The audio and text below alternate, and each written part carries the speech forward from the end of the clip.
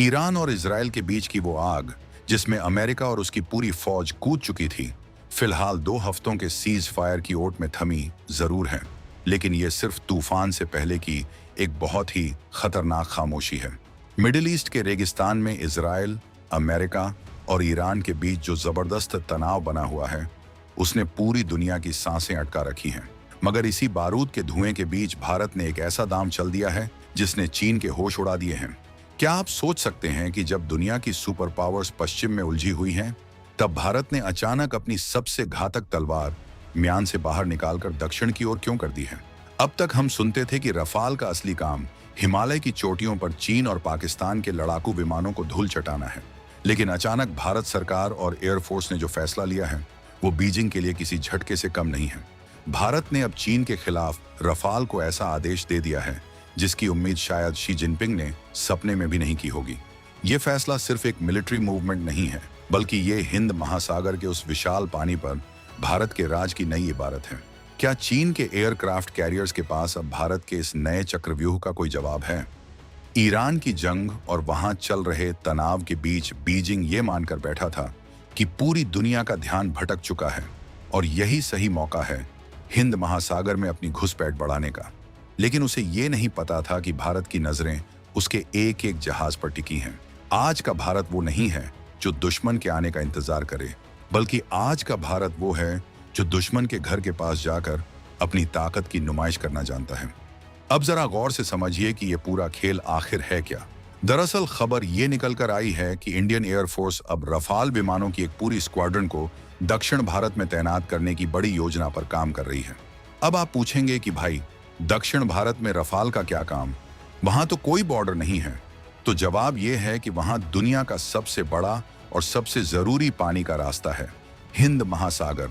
और इसी पानी के रास्ते चीन अपना स्ट्रिंग ऑफ पर्ल्स यानी भारत को चारों तरफ से घेरने का सपना बुन रहा है। चीन पिछले कुछ समय से अपने एयरक्राफ्ट कैरियर्स और जासूसी जहाजों को इस इलाके में बार बार भेज रहा है, लेकिन भारत ने अब साफ कर दिया है कि अगर चीन ने अपनी हद पार की तो ऊपर से रफाल की दहाड़ उसे गहरे समंदर में दफन करने के लिए काफी होगी। ये जो रफाल को दक्षिण भारत में शिफ्ट करने की बात हो रही है, ये सीधे तौर पर चीन की ब्लू वाटर नेवी बनने की महत्वाकांक्षा पर करारा प्रहार है। 2026 का ये दौर बहुत ही पेचीदा है।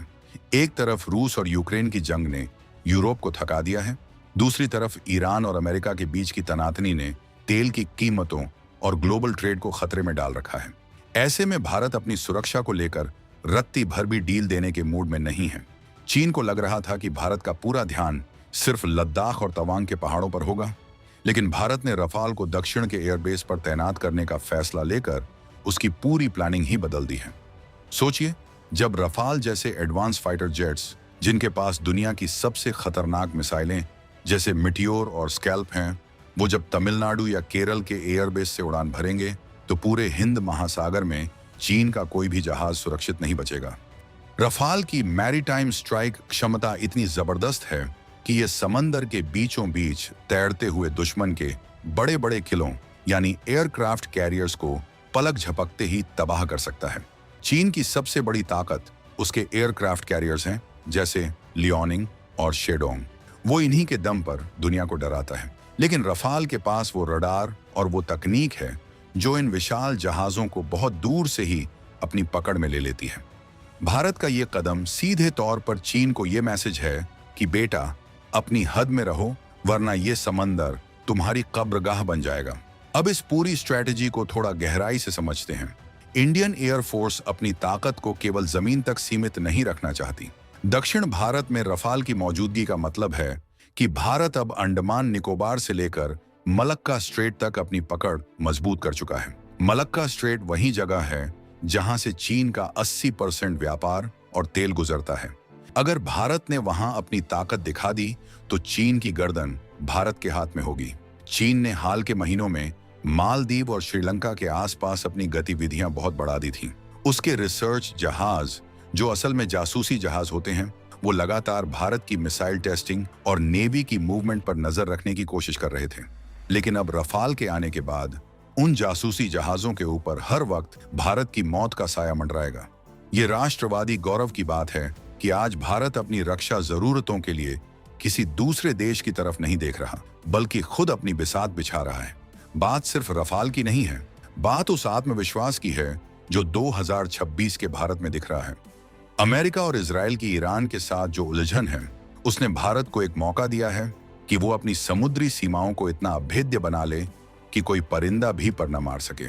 रफाल की ये स्क्वाड्रन जब दक्षिण में तैनात होगी तो ये इंडियन नेवी के साथ मिलकर काम करेगी।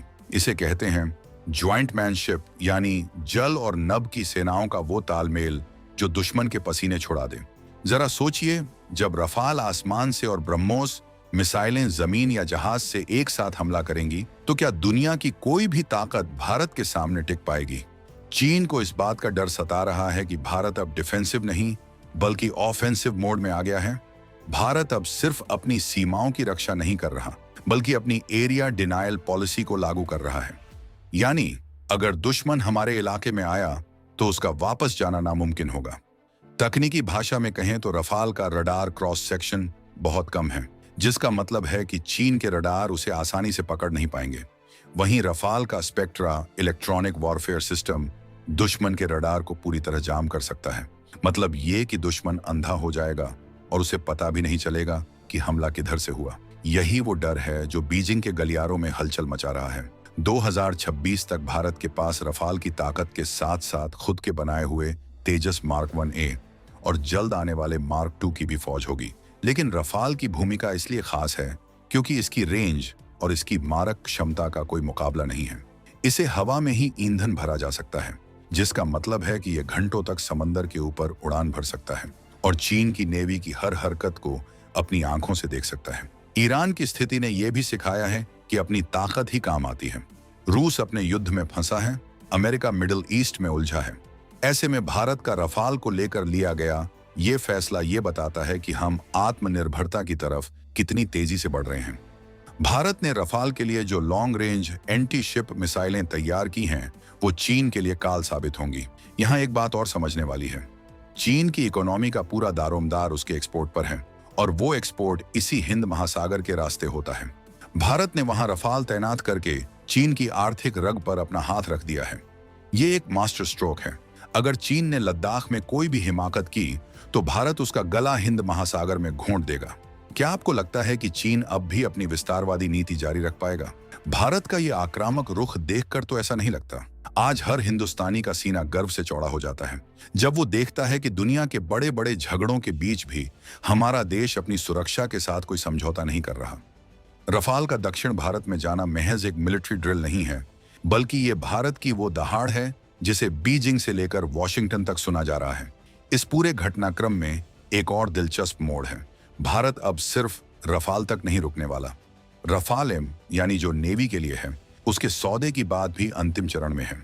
जब एयरफोर्स के रफाल और नेवी के रफाल एक साथ मिलकर काम करेंगे तो सोचिए नजारा क्या होगा। हिंद महासागर वाकई में इंडिया का ओशन बन जाएगा। चीन का जो सपना था कि वो 2026 तक दुनिया की सबसे बड़ी नौसेना बनकर उभरेगा, उसे भारत के रफाल ने हवा में उड़ा दिया है। चीन ने पिछले कुछ सालों में जो डेट ट्रैप यानी कर्ज के जाल में फंसाकर हमारे पड़ोसी देशों में अपने ठिकाने बनाए थे, रफाल की मारक क्षमता उन ठिकानों को बेअसर कर देगी, क्योंकि रफाल बिना दुश्मन की सीमा में घुसे अपनी लंबी दूरी की मिसाइलों से उन्हें तबाह कर सकता है। ये एक ऐसी ताकत है जो सिर्फ कुछ चुनिंदा देशों के पास है और भारत उनमें सबसे आगे खड़ा है। ईरान और इजराइल का तनाव कब खत्म होगा ये कोई नहीं जानता। अमेरिका वहां कब तक फंसा रहेगा ये भी अनिश्चित है। लेकिन भारत ने अपनी प्राथमिकताओं को बिल्कुल साफ कर दिया है। हमारा असली मुकाबला उस ड्रैगन से है जो पीठ पीछे वार करने में माहिर है, और रफाल उस ड्रैगन के लिए वो रामबाण है जिसका कोई इलाज नहीं है। हर गुजरते दिन के साथ भारत की ये रणनीतिक बढ़त चीन को अपनी हरकतों पर दोबारा सोचने को मजबूर कर रही है। चीन के सरकारी मीडिया में जो तिलमिलाहट दिख रही है वो इसी रफाल तैनाती का नतीजा है। उन्हें पता है कि अब दक्षिण भारत का आकाश उनके लिए सुरक्षित नहीं रहा। भारत का ये दक्षिण विजय अभियान सुरक्षा के लिहाज से एक नया मील का पत्थर है। भारत की ये राष्ट्रवादी सोच और सेना का ये आक्रामक अंदाज आज की जरूरत है। हम किसी पर हमला नहीं करते, लेकिन अगर किसी ने हमें आंख दिखाई तो हम उसकी आंखें निकालने की ताकत रखते हैं।